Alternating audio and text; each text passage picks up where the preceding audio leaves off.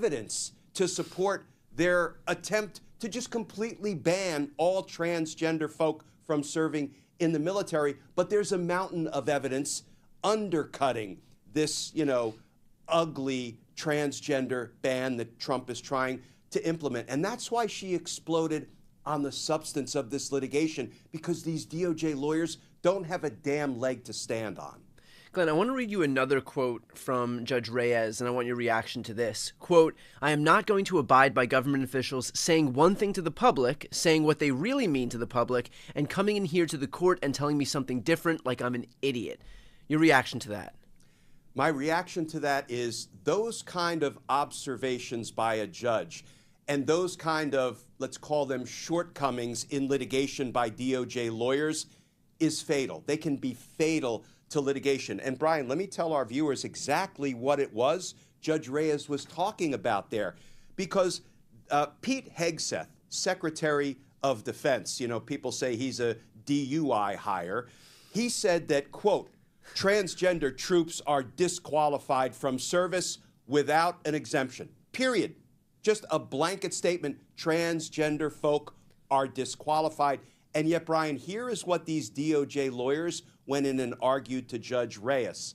They said that, Judge, we're only looking to disqualify people with a medical condition called gender dysphoria, which is not what the proposed transgender ban says. And that is what prompted her to explode.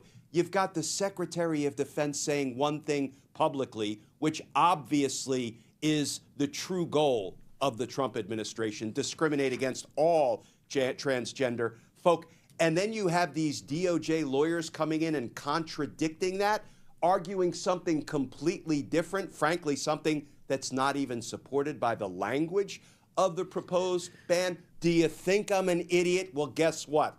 I'm not an idiot. And I think we can see the trajectory that this litigation is on, Brian. But Glenn, this has been a recurring theme where we've watched Donald Trump say one thing in public and say another thing in court. And really what matters at the end of the day is what's said in court. And so why doesn't this administration just have the freedom to lie in public if if what they're saying in court is really the only thing that should matter?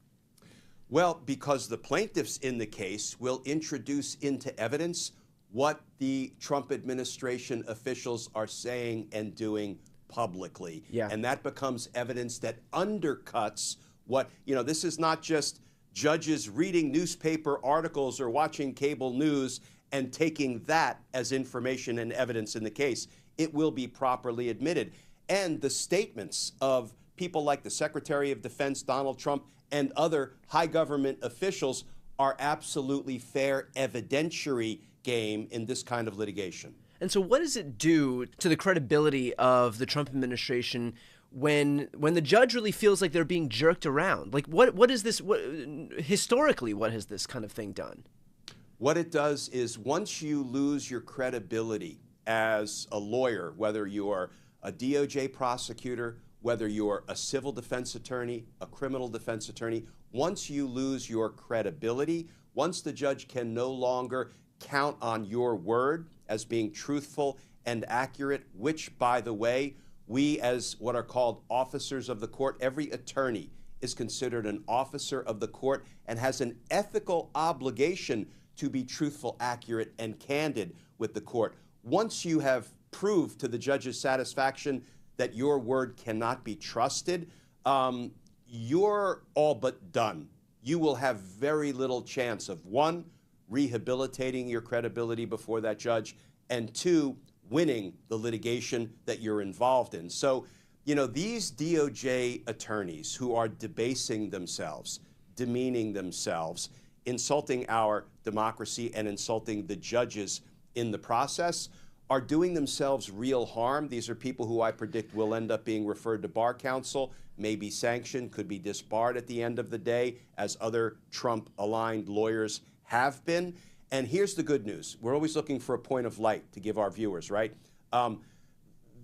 I think the DOJ is going to run out of dirty lawyers who are willing to go in and debase themselves like this in service to dear leader. And what we're seeing, Brian, the people who are going into court, first of all, I can tell you they're not the best and the brightest at the Department of Justice, because the best and the brightest are honest, honorable, ethical attorneys and hardworking public servants who remain loyal to the Constitution.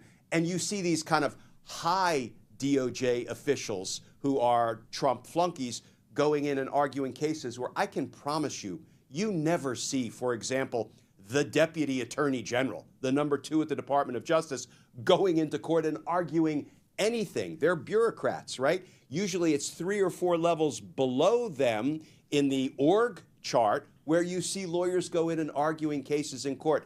They're going to run out of unethical lawyers to do Donald Trump's dirty bidding in court. And that's why I keep saying, as bad as it looks, as bleak as it is right now, I don't think any of this is sustainable in the long run, and I think it will all end up imploding. Now, what form that implosion takes, how long before it happens, and how much damage can Donald Trump do to our democracy and the American people before it implodes, that's anybody's guess, unfortunately.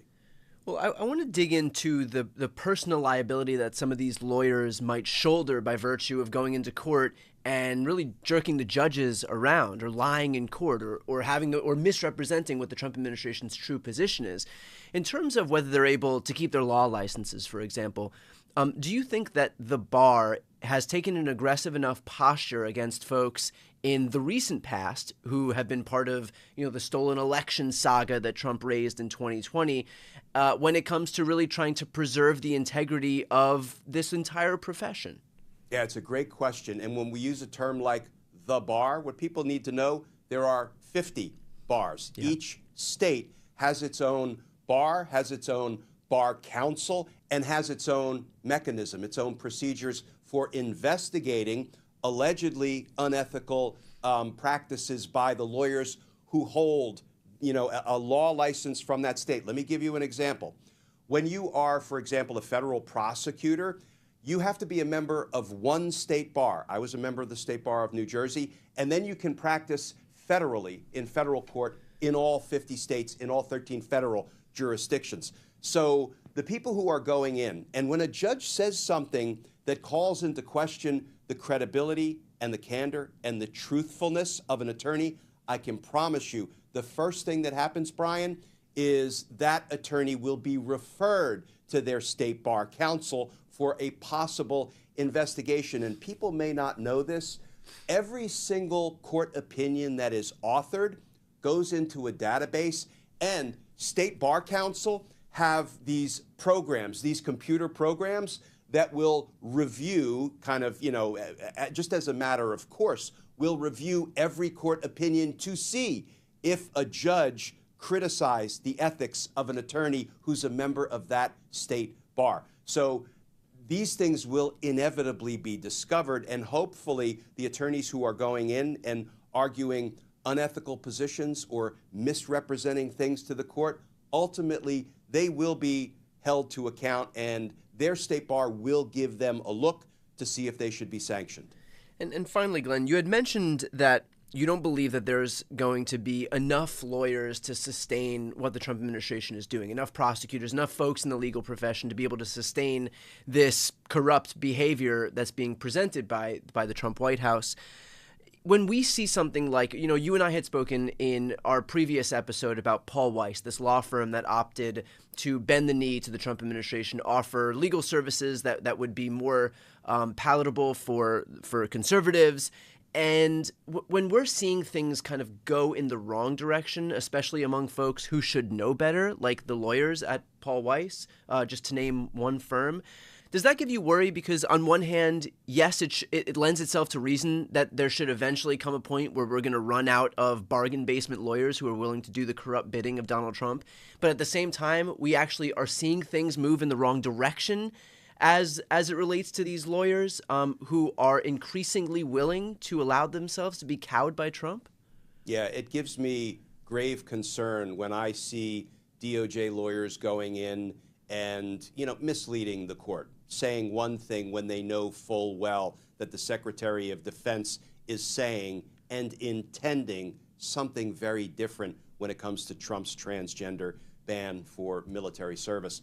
It gives me grave concern when I see law firms, otherwise respectable law firms like Paul Weiss, go